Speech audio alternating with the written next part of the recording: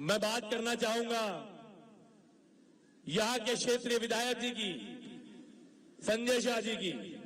मैं आप लोगों से पूछना चाहूंगा, हाथ उठा के हाँ या ना में जवाब देना। क्या आपका विधायक 15 साल में 15 बार भी आपके गांव में आया? क्या आपके विधायक ने 15 साल में विधायक निधि के 15 काम करवाए? क्या 15 साल में किसी भी गांव के 15 युवाओं की नौकरी लगवाई? क्या आपका फोन उठाता है? कोरोना महामारी अब बाढ़ में नजर आया? तो दोस्तों, एक पुरानी कहावत है कि जब रोटी जल जाती है तो उसे पलट देना चाहिए। ये वक्त आ गया है कि आज से 15 साल पहले आप लोगों ने अपने खेत में एक पतंग के नाम का बीज बोया था और 15 साल से आप लोग पलेवा कर रहे हैं, पानी दिए जा रहे हैं, पर ना विकास पैदा हो रहा है, ना फसल पैदा हो रही है, क्योंकि वो बीज ही खराब था। इस बार मौका है कि उस बीज को बदल दो। मैं इस क्षेत्र के विधायक को कहना चाहता हूं और यहां जो हमारे आदिवासी भाई बैठे थे उनसे पूछना चाहता हूं कि 3 बार का विधायक सत्ता के नशे में इतना अंधा हो चुका है कि सोनपुरा का वीडियो देखा है आपने? देखा है आपने?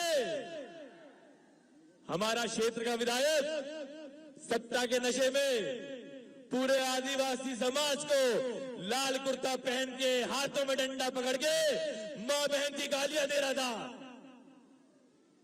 मैं कहना चाहता हूं हमारे समाज वालों को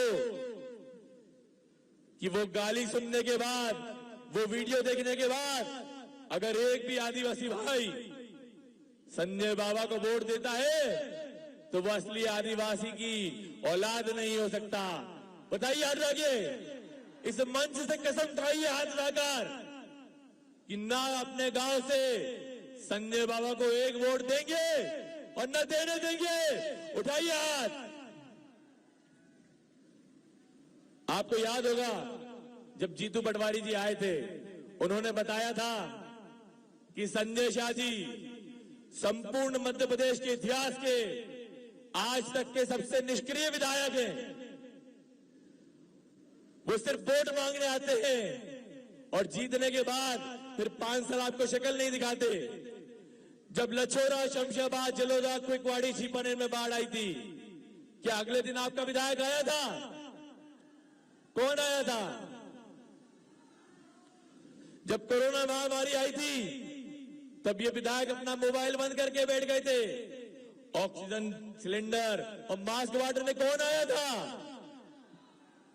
आप सभी जानते हैं कि मैंने कभी ऐसा वोट नहीं मांगा कि मैं मकड़ाई परिवार से आता हूं या मैं राजा साहब का बेटा हूं या कोई कुंवर हूं या कोई युवराज हूं।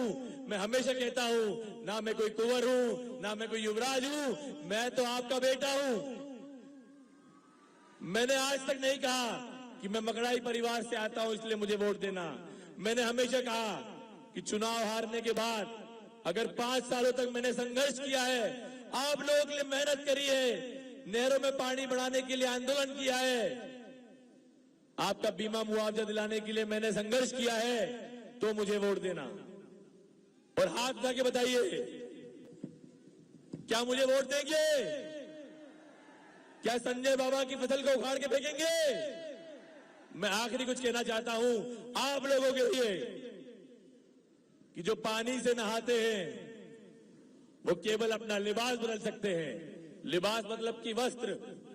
जो पानी से नहाते हैं वो केवल अपना लिबास बदल सकते हैं, लेकिन जो पसीने से नहाते हैं वो इस देश की सरकार और इतिहास बदल सकते हैं। सभी को सेवा जोहार, जय राम जी की, वंदे मातरम, धन्यवाद। और एक चीज कहना चाहूंगा कि जो 50,000 60,000 की जनता आई है, इसको देख के उत्साहित जरूर होइएगा, लेकिन पोलिंग बूथ पे आखिरी दिन तक मेहनत करिएगा। और एक बात याद रखिएगा कि टिमरनी में ऊपर से पहले नंबर का बटन पंजा देखकर ही दबाना है अगर संजय बाबा को हराना है। और 2 मिनट और चाहूंगा, मैं ये कहना चाहूंगा कि पिछला चुनाव में मात्र 2000 वोटों से हारा था और गुणवाना और जैस के जो लोग थे, हमारे ही समाज के लोग थे, वो 5000 वोट ले गए थे। इस बार भी मकड़ाई सोनपुरा से लेके रातामाटी बिटिया तक के आदिवासी समाज ने ठान लिया है कि संजय बाबा या भारतीय जनता पार्टी को वोट नहीं देंगे। तो संजय बाबा ने क्या किया, जो अंग्रेज करते थे, फूट डालो और राज करो, इन्होंने कुछ लोगों को पैसा देके खड़ा कर दिया है। ये हमारे समाज का वोट बांटना चाहते हैं। जैसे किसान की फसल और उसकी जमीन का बंटवारा होता है, वैसे ही हमारे समाज के वोट का बंटवारा करना चाहते हैं। तो किसी भी बहकावे में मत आइएगा। अगर संजय बाबा को हराना है, कमल की फूल की फसल को उखाड़ के फेंकना है, तो पंजे पे बटन दबाना पड़ेगा और हरदा में हमारे दोगने जी को जिताना पड़ेगा। और यहां पर किसको जिताएंगे? धन्यवाद, धन्यवाद, जय हिंद।